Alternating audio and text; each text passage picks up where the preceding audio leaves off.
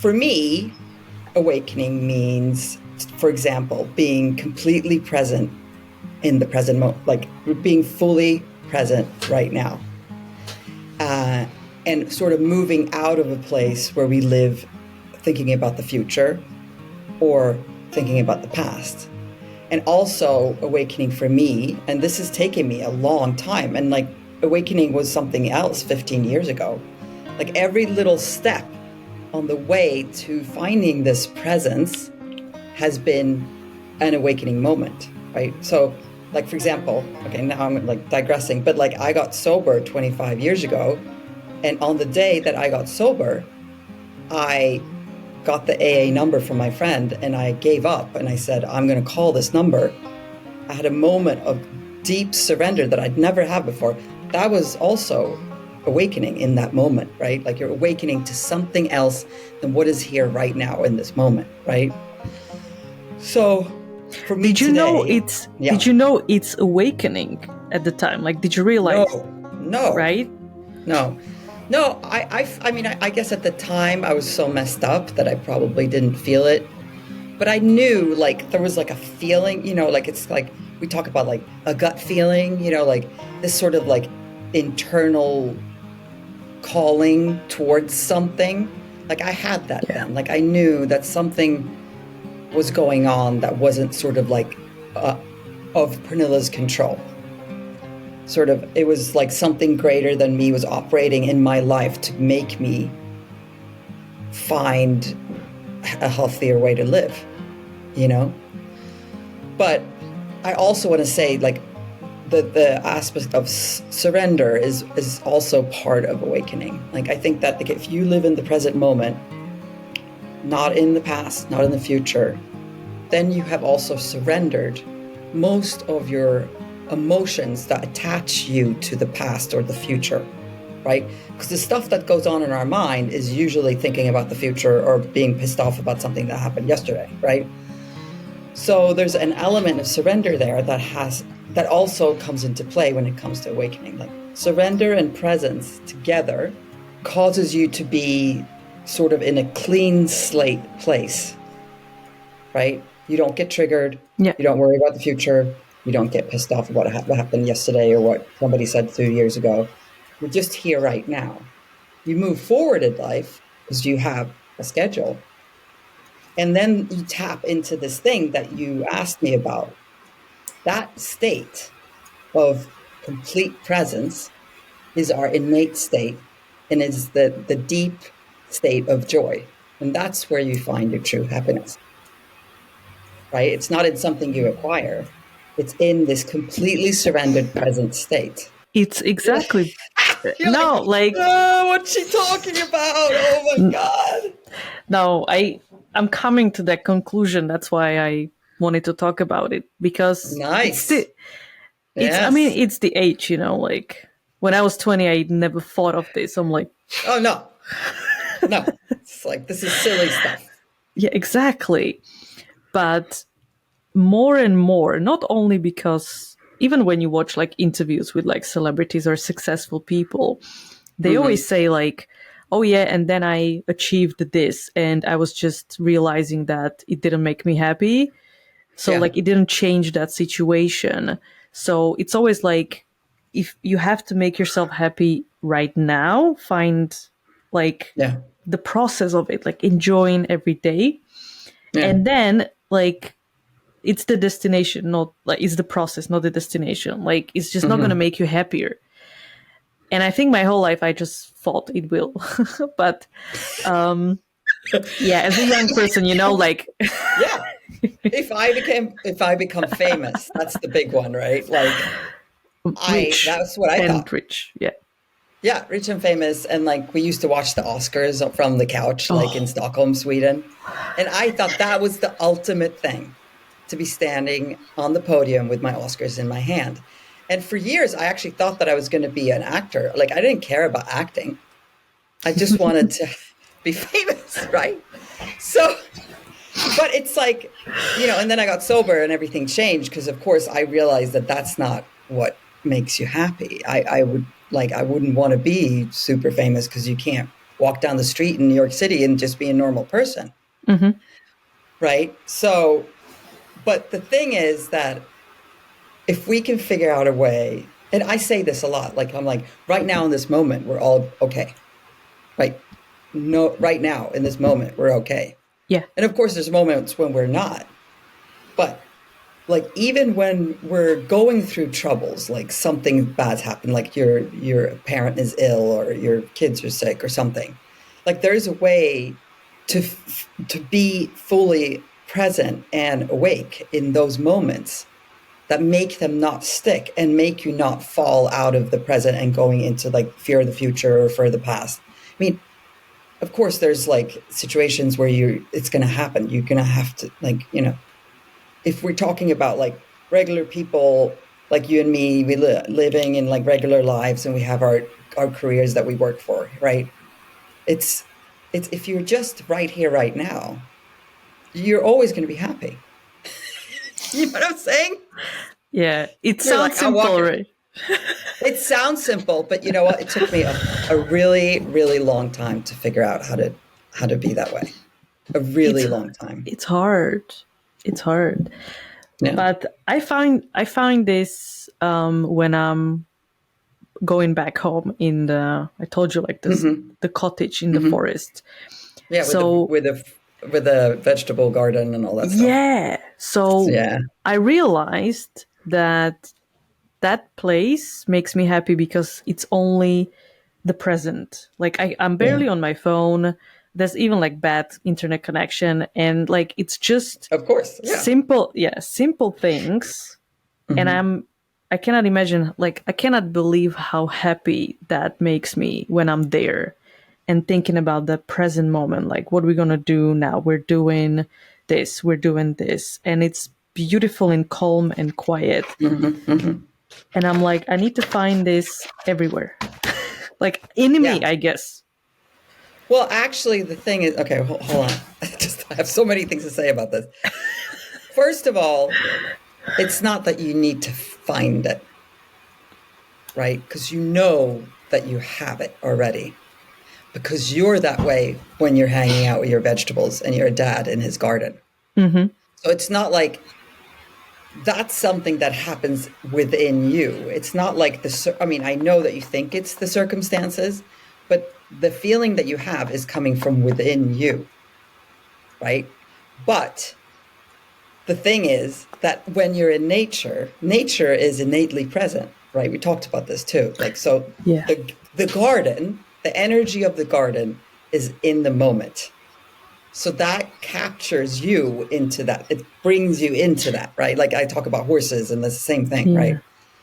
But if you know, and this is actually an amazing thing, Nicole, because you've already felt that thing. So those are your awake moments. You're in that garden, right? That means that you can actually start searching for that in everything that you do, right? Cultivate this aspect of yourself. So, I mean, a lot of people would never even, this is like, it's like a gift, this garden. A lot of people are still sleeping, you know what I mean? Oh my God. That's what I'm saying. So like, it's almost like we have these moments, like I talk about that a lot, like the awakening moments. We have these moments that open our minds and like open a door to that there is something else besides the rushing around and achieving stuff and like paying our bills, right? And you have that in that. So it's like, how do you take that little piece of your life and bring it into your studio in London? You know, and I think that like you can, it's almost like I have a feeling that like when you're sitting here editing and finding music and like cutting out the best little snippet of like a sentence that you think is awesome and you put it first on your reel. I mean, then you're like you're in a flow, right? Like a creative flow. In the zone. In the zone. And the zone is exactly the same thing. Yeah. Because that's when I'm most happy. Yeah. It's when you have to deal with like things around it that don't really, I mean, it's like for me, like I when I'm editing, I definitely go into the zone. But then other things drive me crazy. That's the thing. So, but also like recently I had this, like, because I'm trying to do something here, and like when it comes to like building a business, but for the sake of me, like creative control, right? So the more, for example, commercial work I do, the less creative control I have, meaning I'm less happy because as a creative, I need to fulfill my soul in a way that Yeah. like I Yeah. need to have creative input.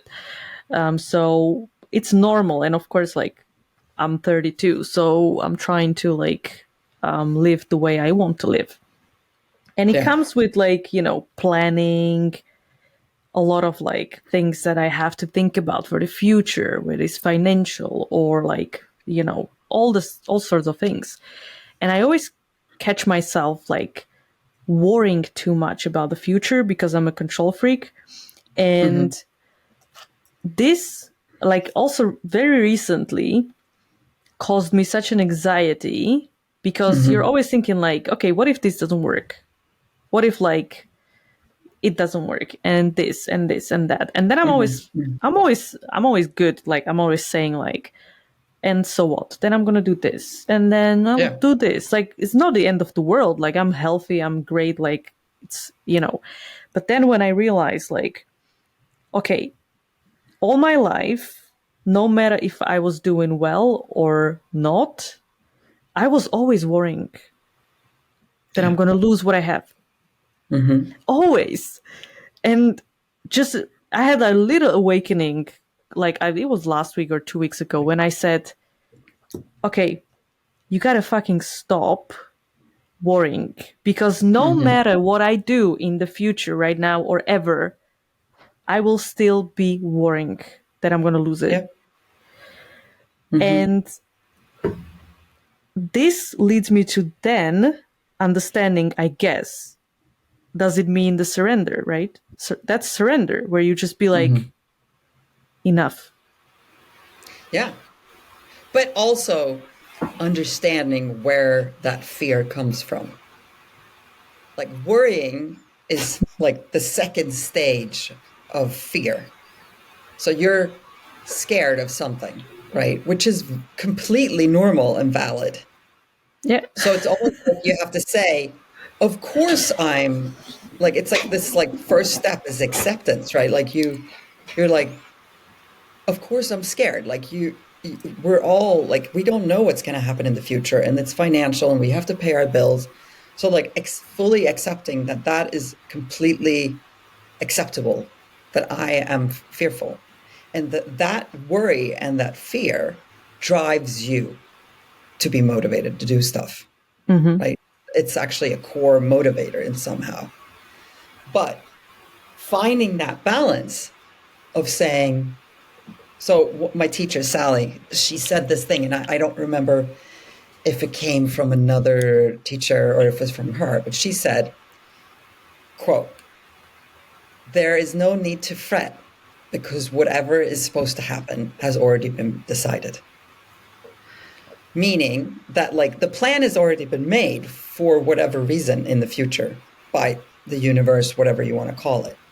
So the amount of worrying that we do won't help anything. And you know that, right? Yeah. So like if I worry or if I don't worry, nothing will change. So it's a complete waste of time, right? It is. Yeah. Fuck it. Yeah. But the thing is, if you say fuck it to your worry, it's going to come back. So it's like there's a way. I mean, it's like really honing in on what am I actually scared of? And I think for human beings, it's like I used to think like, well, I'm scared that I'm going to be homeless and I won't have money to pay my bills. And that's reality. And if we can see what it is, right? And that's I talk. This is one thing that you were asking about. I think acceptance or surrender in your notes. It's like when we fully realize what that feeling is, like where it's coming from, and just say, that's what it is. That's when you can you can see it as an object separate from you, right? It's not Nicole, it's the worry. And it's because Maybe it's even because, like, when you were growing up, your Well, I know parents exactly. worried, Of course, you it's know? from the childhood. Like, So you grew up and, like, your culture were you still part of the Eastern No. no, no, When no, no, no. No, okay. Yeah, but my So parents grew up in that, so that's all they know. exactly. So they put it on me, Exactly. even though I, It's was not part of it. cultural fear. I mean, this is a real thing that we're talking about. Like, it's not just I made this up. Like, our my parents are older than your parents, but they grew up, like, my mom was born in 1941, and it was Sweden, so we weren't part of the Second World War, but they were affected by it greatly, like everybody in Europe. So it was like, okay, we have food, you're going to school, you're going to remember everything they tell you, and then we're going to go home and we're going to clean up and we're going to go to bed. Like, that's it. So, but the amount of fear that was, like, they came down with through the generations and then put into us is still there. Yeah. Because my mom is, like, always she also has, like, those moments where it's like nothing big happens, but she'll be in a full panic because the printer isn't working. And I'm like, okay. So think about that. Think about where you were as a child. Like, what was the things that your mom worried about? And see how much you've adapted from her. And the more you sort of, like, research it, like a science project, the more it's going to loosen its grip on you. Okay. See what I'm saying? Yeah, because like also when I look back, it's just as you said, like everything is like planned out, and I believe that, like, from the universe, like Yeah. it's Yeah. because if I look back at my life, every time I thought, oh, this is never gonna happen, oh, I'm never gonna do this is never gonna work out, it did. Like Yeah. Yeah. it when I look back, it, like, my life just went exactly as I wanted, kind of, like, if it's crazy. So my worry, whatever that is, in the present time, I feel like it's, as you said, waste of time, because, like, it's just Yeah. gonna, like, it's gonna happen what's supposed to be happening. Yeah. But the thing is that, like, just like what I said before, it's not super easy to just stop worrying, right? So that's sort of the work, trying to understand what's behind it, accepting that it is what it is, and finding a way to sort of, like, separate those emotions from you. And, like, it's like kind of like that's how they dissolve. That's how they loosen their grip on you, is, like, fully understanding and then surrendering to the fact that, yes, I am scared because XYZ, or can I let go of this one little piece, and it's a process. So it's not, and it's really important not to push it away either. Like, say, fuck it, I'm not going to worry anymore. Yeah. That doesn't work, because then it'll just come back. But also living in the present moment helps, I guess, because you're focused on the present, like, Yeah. what you're doing right now. So it kind of, Yeah. yeah. I mean, Yeah. it's the greatest thing to have something that you can feel that flow with. A lot of people don't have that. But if you lose time, forget to eat, that's when you're flowing with something, which I'm sure you Yeah. have that when you're sitting there making your videos. Exactly. Exactly. So, yeah. I mean, is it because we also had this conversation that we feel we're different or weirdos? What did we say? Like, Yes. a lot of Yes. people are crazy like us. Yeah. And a lot of But people are to be not. honest, that's normal for me, because all I want to Yeah. do is nourish my soul, educate myself, Yeah. do what makes me happy. And society calls it crazy. Because Yeah. you don't do, I mean, nothing against 9 to 5, of course. It's just like, I did it and it made me miserable. And Yeah. basically, I was just realized, is it really what I'm living for? Like, spending 40 years in one job, like, I mean, no disrespect to my parents. It's just, yeah. they didn't have other like options, but Yeah, like but a lot of people die before they retire. Like, no. yeah, retirement sounds so boring to me. But listen, I was actually thinking about this. So your dad, Yeah. he was the train. He would drive the train, right? Yeah, Yeah, yeah, yeah. train driver. He loved his job. Yes, I mean, of course, he was bitching about it, but he loved it. He did. Yeah. So that's actually different than most, right? Because he had his existence that he felt joy in, which is what you probably want, right? It's just that you couldn't see how he possibly could think that would be fun to do that all day long, right? So I think for me, like when I was growing up, I didn't see either of my parents really liked their daily day. They didn't Okay. really, you didn't come home and feel like they were like satisfied in any way. And I didn't see actually anybody around where I lived either that like, oh, I have this like passion at work and I'm so happy. Like that, I never heard anybody say that. And I don't know, besides your dad, if you know a lot of people, I mean, where you grew up. So for me, like already at like 13 years old, I'm like, wow, what do we do? Why are we here? What's the point? Yeah. It's all going to suck. Right? That's what I thought. And I mean, literally believed that like growing up was like doomsday scenario. It's going to suck. Me too. And whatever that anybody recommended for me to do with my career was like, I was like, just shoot me now. Well, you're good. I was the same. Math. Yeah, you're good at math. Why don't you be an accountant? I was like, oh, or why don't you work in a bank? And so for me, I mean, you probably, I don't know what you did, but like that's when, like, I mean, I'm not blaming this specifically, but like for me then the solution was to party and drink and do drugs and be out all night, because I was like, I don't want that, so I'm going to do this, which was the opposite, and that worked for a few years, but that's what I thought life was. The only person I knew that was like happy was my grandma, and she didn't have a lot of money, but she like loved socializing and going to parties and playing the piano. And I'm like, oh, she has it. She got it. Yeah. But me or my parents, they look so sad. And so does all their friends, I don't want that. What do I do? And it took me a really long time to figure it out. But now, I mean, I feel like I did. Now. After 50 years.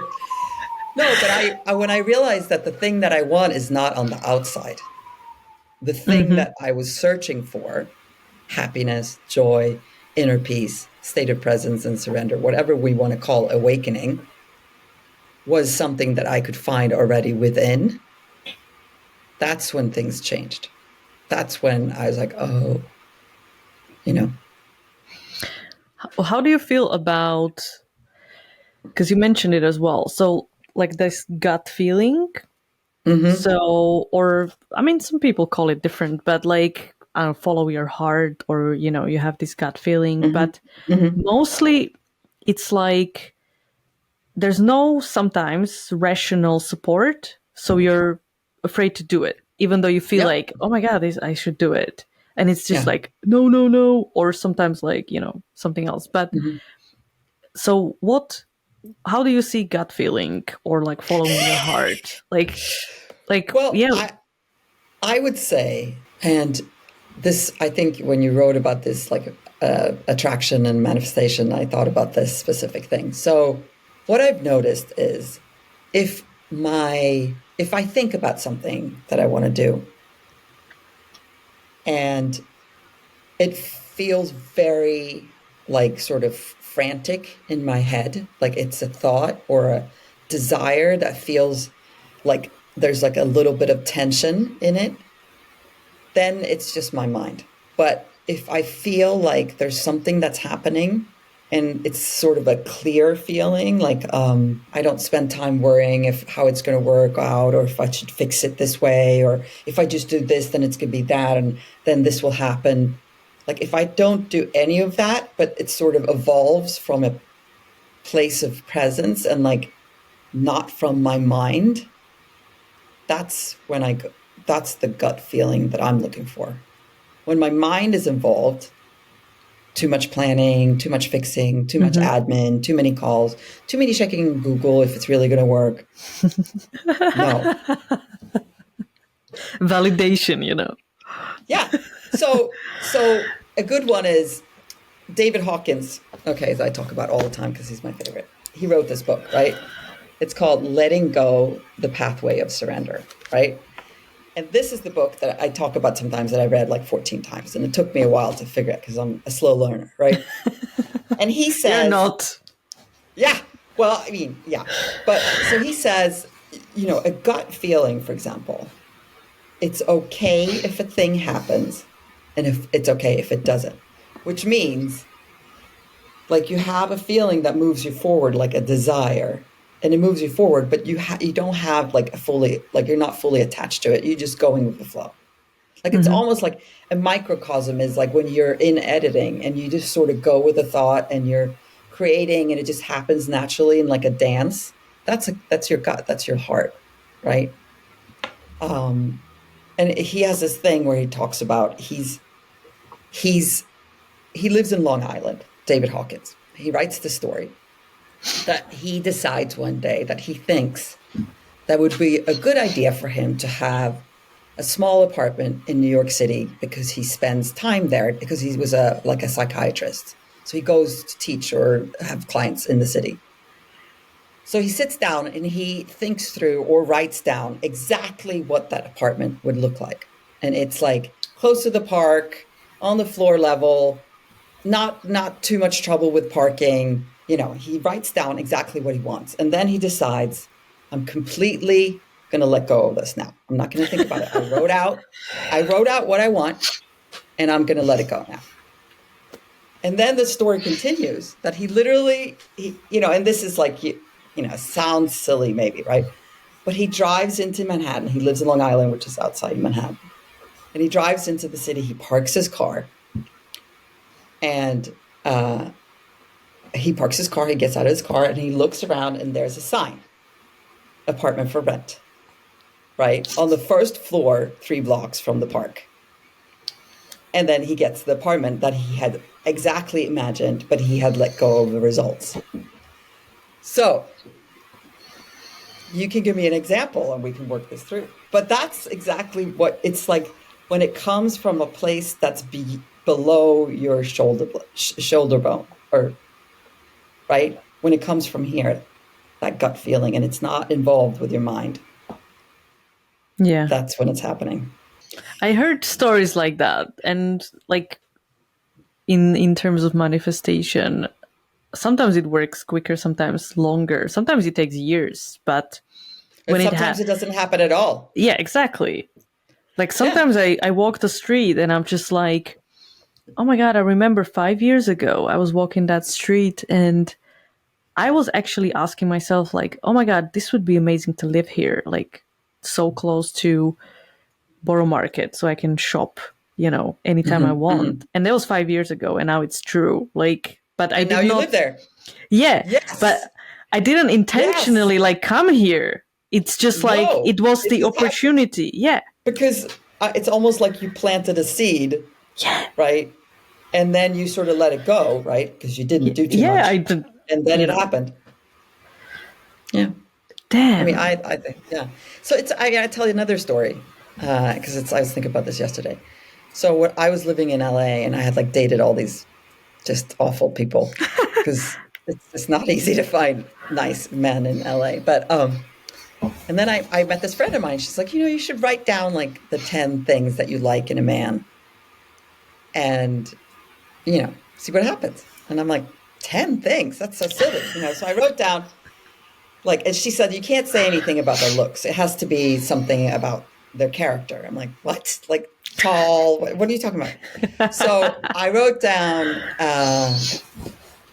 like kind, funny, generous, considerate, like that kind of stuff. 10 things. And when I was done writing the list, I go, oh, my friend James, that I've known for 3 years. He has all of these things, right? And that was in August 2004. And I married James, and then we No started dating way. like yeah.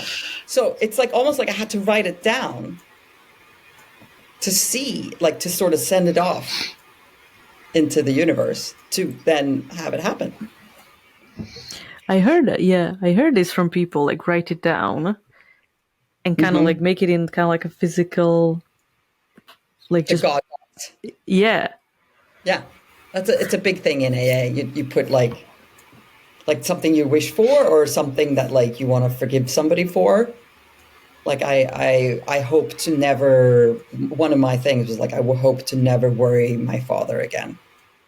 Fold a little paper, put a little box, and then you go through the pieces of paper, because I had that like 5 years later, like, oh, he doesn't have to worry about me anymore. Yay. I heard a technique. So one time I was filming a guy that delivered a presentation, and he was one of those, like, I don't know, relationship gurus or something like that. Like, so he said, if you write down on the paper, for example, all your worries and troubles, and then you can do two things with it. Like you can burn it and watch it burn, or you can like rip it apart, and you will feel better. And there's something about that process. I've tried it. It kind of works, though. But short term. Yeah, short term.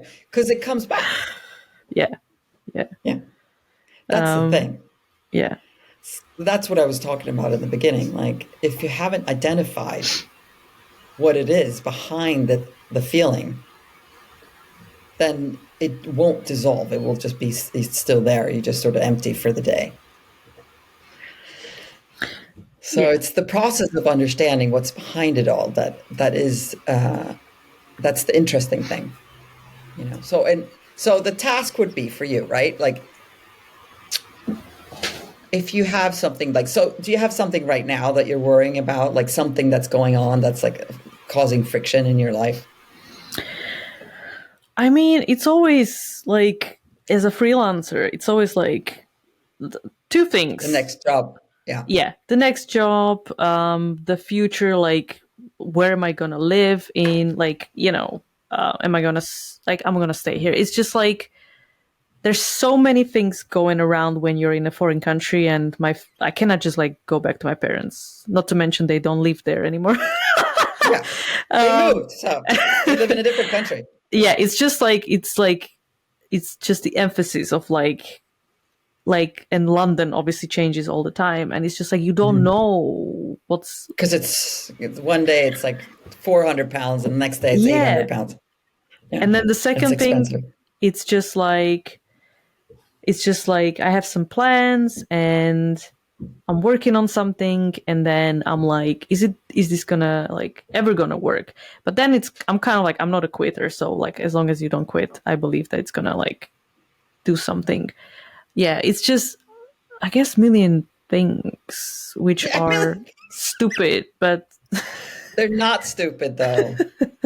But I guess it's also like when you're working towards something and you have that sort of like that energy in it, right? You're moving forward and you're creating, it's not ever going to be a waste. I mean, that, right? Like, it's like, like there's no way that you put in all this effort and time and keep on working at it and keep on doing all the stuff that you do. I mean, you spend like 1 million hours creating and researching and figuring things out. Like, there's no way that like that isn't worth something in the end, right? I know. It's so it's like kind of like following this forward driving energy, and then recognizing that fear is always going to be there. Like in 10 years from now, we'll be like getting tried, like, well, what if I get sick? It's like we get older and that we have different worries, Yeah.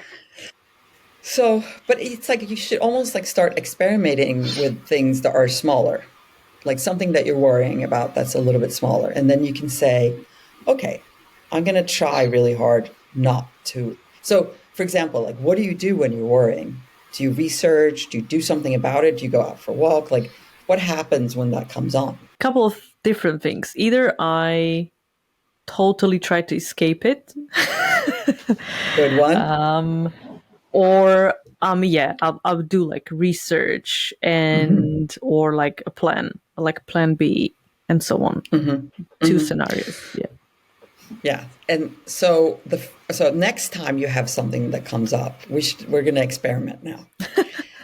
You're going to write down what it is that you're worried about, right? And then you're going to do absolutely nothing for about a day or two. Like, you're going to take your notepad, write down what you're worried about, and you cannot go on the internet. I don't know what you would do when you're escaping. Like, go too crazy on that. But and don't talk about it. That's another thing. Like we worry about things, and then we call somebody and they're also worried about it. So now I actually feel worse when I spoke to my friend. Yeah. You know what I'm saying?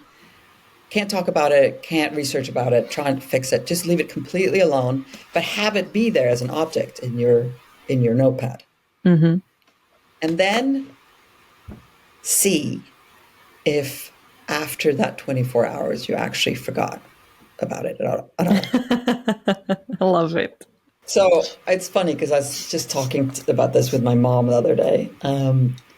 So the guy that wrote the book Sapiens, the Yuval Harari, whatever his name is, he actually writes about the fact that, okay, so we lived in caves, right?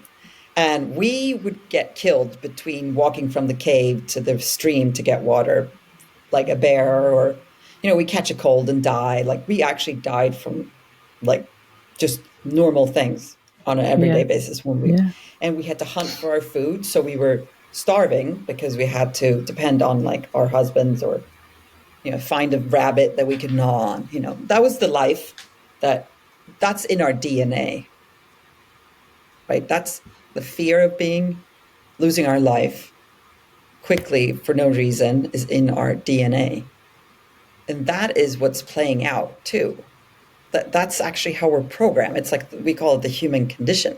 That's just how we're programmed. Like, right now, we don't have fears like being killed by a bear or dying from a cold. I mean, we just had COVID, and that was tough, but it was like, did that to a lot of us. Like, we were like fight or flight, scared for survival, and that was real, right? But that's, I think, 2,000 years ago, that was like every moment of your day, and that's in our system from them. So I think that, like, the fear that we have about all the little things that can go wrong comes from that. And he talks about that in his book. He's like, yeah, but that's how we were. That's really who we are. We were hunter-gatherers. But it's making perfect sense, because it's always when I go home and I just watch nature and animals, and, like, I can see how they want to kill each other, and then there's a fear, like, the squirrel is, like, running away from, like, big birds, and it's all about, like, one moment you're, like, calm, you're eating your nuts, and then all of a sudden you have to, like, sprint for your life, and you fear. And just like when you watch, like, Discovery Channel, whatever, like, that's the nature, like, of human beings also. Exactly. It's like we are part of it. Like, so it's the bottom line of the world of animals, but we are animals as well. Yeah, it's just that we've detached from that because we live in houses and we don't have to hunt for food anymore, Yeah. But so it's like also an acceptance of that. Like, if you think that your worry is silly, the worry will get bigger. It's like you have to remove the irritation that you have with being worried. Because the resistance to being worried gives it life. You understand what I'm saying? Yeah. It's like you're putting more fuel in the tank. So it's like, how do you this sounds silly, but how do you lovingly embrace and surrender to your worry? And, like, I had this one therapist once, she said, how can you nurture yourself like your mother the perfect mother would nurture you. So in that moment when you have fear, your mom wouldn't say, silly fear, stupid, go away. She would say, it's okay. We're going to be okay. Mm-hmm. And that's what you can tell yourself once you've figured out what it's all about. I like the, like Paul McCartney, like, let it be, like. Yeah, let it be is better than let it go. Yeah. Yeah. And he actually he wrote that song because of a dream he had. Do you know Really? that? Yeah. No, tell me. His mother died when he was young, and he had a dream. So he was kind of worried about like the Beatles and where this is going because it was a little later. And he had a dream that his mom was standing next to his bed. And I mean, it's a question if it's a dream, if you believe in ghosts. But his mom appeared next to his bed, and she just said like let it be. Mm-hmm. That's it. And he woke up and he wrote "Let It Be," one of the greatest songs of all time. Yeah, I mean, it's so brilliant, right? Because "Let It Go" is like an action, like let it go. Let it be is like, okay, let it be. Yeah. Okay. So much wisdom. Okay. I want to ask about... We could do this for like a few hours, Can sit here all day. Forever. I want to ask about I don't believe in coincidence, because I think that's part of like the universe. Like, everything happens for a reason. Yeah. It's funny. Can you tell me like the day that you found me? I mean, it's such a good story, isn't it? I just love it. So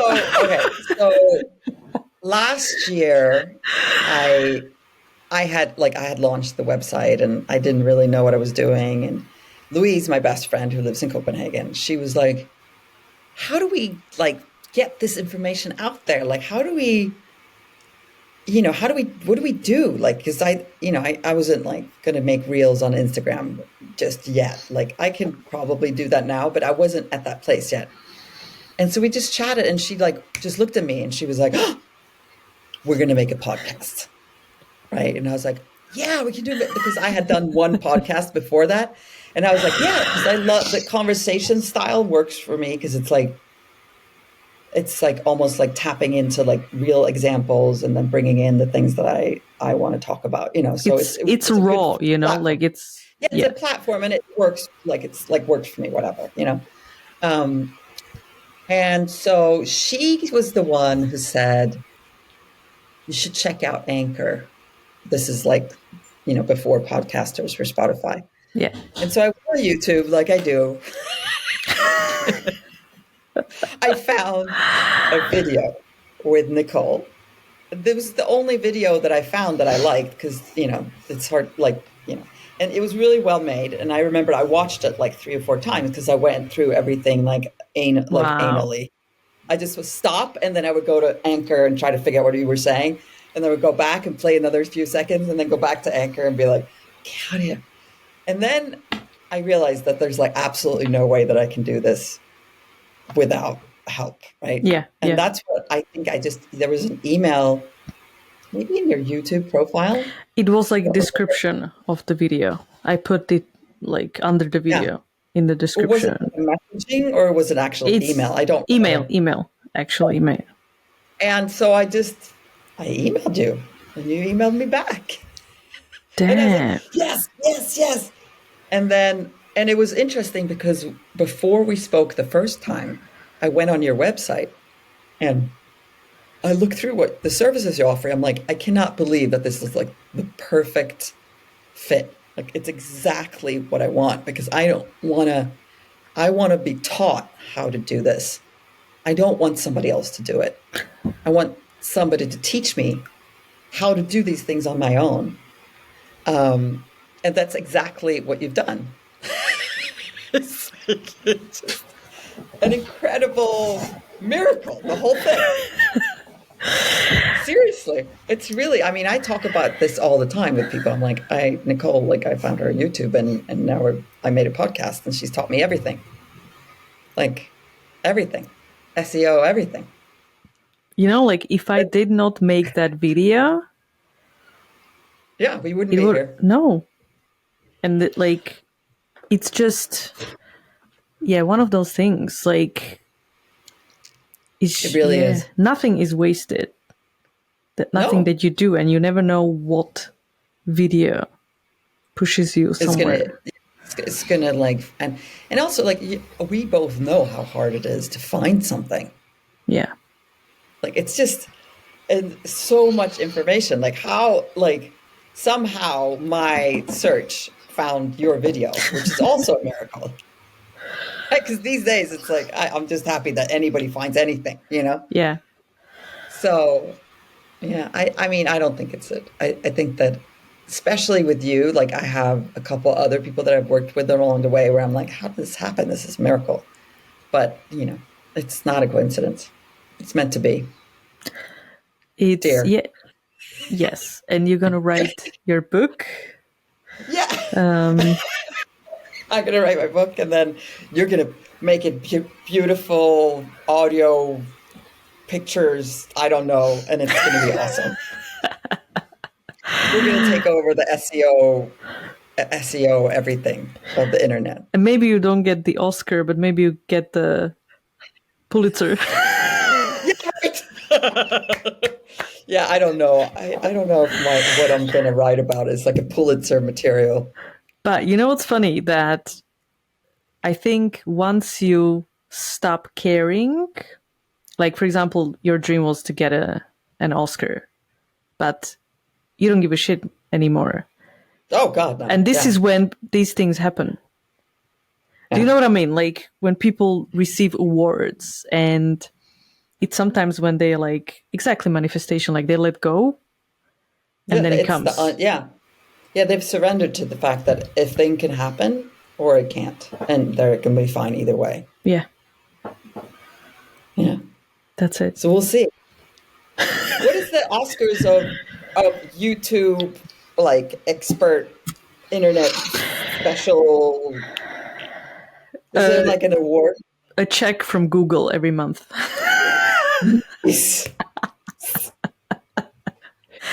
And no. Like being like a Mr. Beast, like getting like such cash flow that like you're just. I mean, they take a lot, by the way. What? They take a lot from the check for their commission, you know. Because it's, you know, I mean, fair play, I guess. But how much do you know? How much do so they never want to say. They claim it's 55%, but from watch out. Last year, at the end of last year, they started taking 90% of your paycheck. Yeah.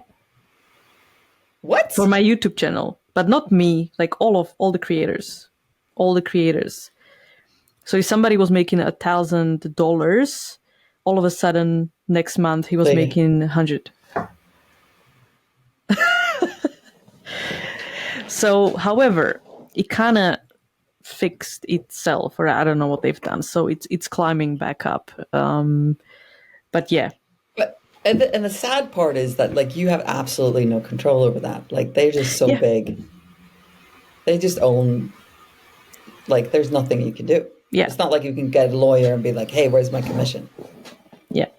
So of course there are ways to like utilize your YouTube channel to get like the affiliate marketing or clients and so on. Mm-hmm. So like outside of YouTube.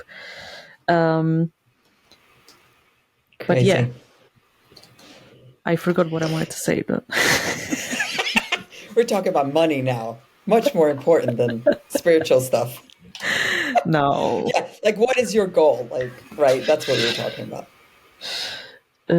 What is your, like right now, like, because you said, like there's like a destination, or at least you think there was a destination, but then you realize that it's not a destination, it's the process. Yeah. Or the path to the destination. But what was the initial destination? Like there must have been like Yeah. throughout the times, like I know. So the reward, like the Oscar of YouTube, is a YouTube plaque, and it's like when you get like 100,000 subscribers, YouTube sends you. I think you have to pay for it. a plaque. Yeah, plaque. Nice. So so so like they say, it's beautiful, you know. It used to be for 10,000 subscribers, but now it's like 100,000 subscribers, and then million, and so on. But yeah, so how many subscribers do you have? 4,200. All right, you can make it happen, my friend. Of course, it's one of it's happening. A couple of videos can make a big difference. But really, yeah, like you make a couple that are like nuts, and then you get like thousands and thousands of followers. But on YouTube, it's hard to go viral, right? Like on TikTok, it's a little easier. YouTube is like, it's, oh my God. I have four subscribers on YouTube. It's hard. I have another account on YouTube I just started. I have 5 subscribers because I post... just for the sake of it, I'm like, let me start another one, you know. Just to see. Yeah, because I want to post shorts. I mean, I'm posting shorts. They're only shorts. To see, to see what this... Yeah, like... And that's why my revenue went up again. But anyway, cool. Yeah, because ads on shorts it's a stupid business model. But my goal before, like the destination, was like, whether this was 10 or maybe it was like 100,000 subscribers, or maybe like even starting with 10,000, because you're essentially earning more money in general. And you get more authority and all that shit that matters to me a lot. Yeah. And so that was my goal. Like, okay, I need to reach 10,000 on YouTube, 100,000 on TikTok. Mm-hmm. And I'll be good. I know it's funny, but that was like literally like, as soon as possible. I get it. Yeah. And then I'll be good. Yeah. And then you'll be good. Yeah. Yeah. But then you'll say, I want 200,000. Yeah. Yeah. And that's when I had to be like, no, I have to stop, because I was getting like brand deals. So, and a lot of like videos that I made for companies, and I was rushing it because I was like, off to the next one, off to the next one, off to the next one, another video, more subscribers. And then I realized like, I'm not even enjoying this anymore. Yeah. Yeah. And then you lose your... And it's like, it's not working anyway like this. Yeah. Yeah. I mean, like, it's like the thing that we've talked about. It's like how much, if you have to have the frequency of all of it, how much are you going to lose your quality? So how do you find that middle way? I mean, and that's also maybe it's a gut thing. You're going to have to feel it. Yeah. But now that you realize that it's not the number that you're searching for. I mean, of course you want to make more money, but it's not like now you're not stuck on the 100K anymore, you know? So it's like, it doesn't really matter. And that's when it happens. Like, maybe not right now, but like there is actually a YouTuber who almost got canceled because he wanted 1 million subscribers.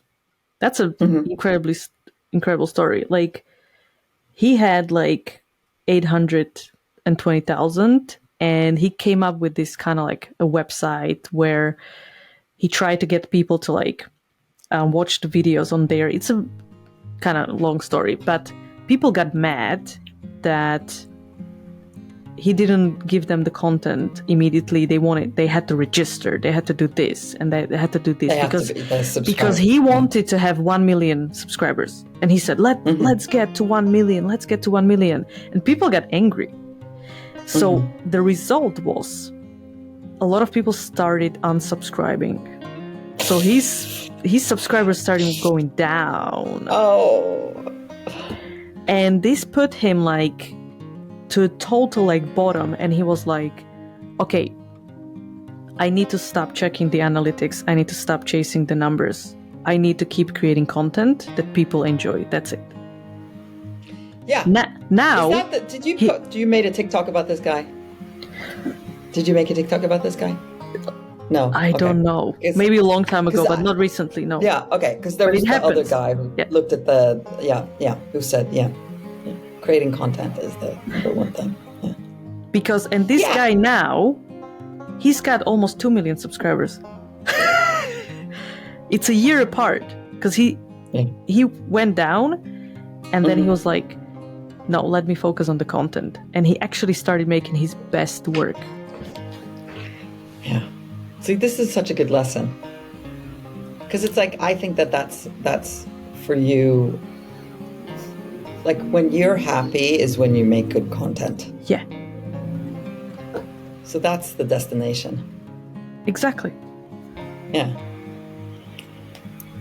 And that's the thing, because it's like as content creators, you're an artist, right? You're an artist. I mean, I've seen your videos. So no, I am like it's. Yeah. So yeah. So it's like an artist is only happy when they're making art.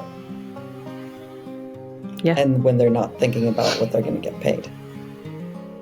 That's what David Bowie always said. Like, if you have creative freedom, that's when you create your best work and you're happy. Like, if you're following somebody and trying to chase something and create for the hits, and all that, like, that's where it's... Yeah. Yeah. Very good. Awesome. Thank you. We finished the timing. Is that it? Yes.